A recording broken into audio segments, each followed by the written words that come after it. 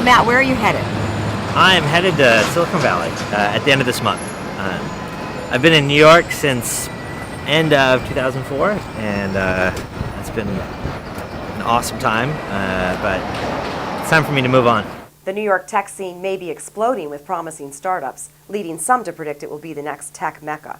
But for first-time entrepreneur Matt Mireles, who founded SpeakerText here 18 months ago, the city that never sleeps can't catch up to Silicon Valley fast enough.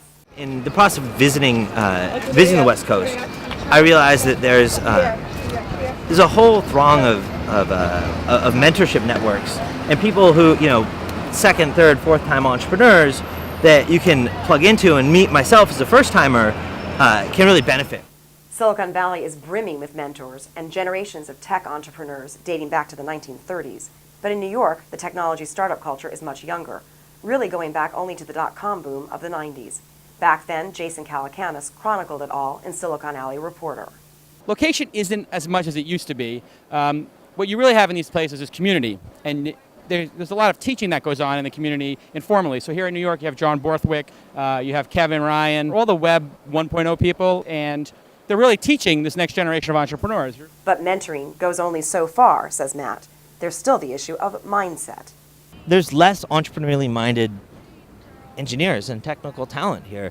The default, there's a fat pipeline to get people into Wall Street, and that's a reality, and you're competing with that. So, in Startup Land, everybody knows what Foursquare is, and Hunch, and, like Chris Dixon. Columbia, nobody knows who the hell those people are, It's not in the mindset of people. But that's changing quickly. Under Mayor Bloomberg, the city is spending millions of dollars to stimulate startups.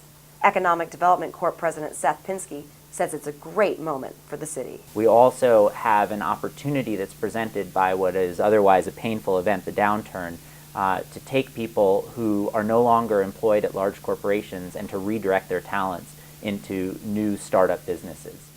The financial crisis is giving New York startups the opportunity to hire people they couldn't afford before.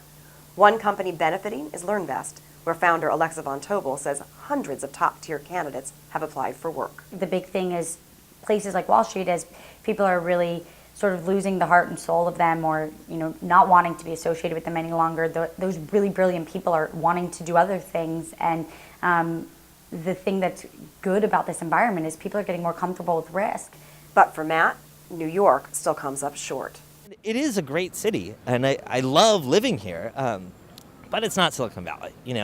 Silicon Valley is a mature environment. New York is just starting to take off. I'd love to do my second startup in New York, but it's more risky for us. I'm not saying you can't do it. I'm just saying it's harder to do here.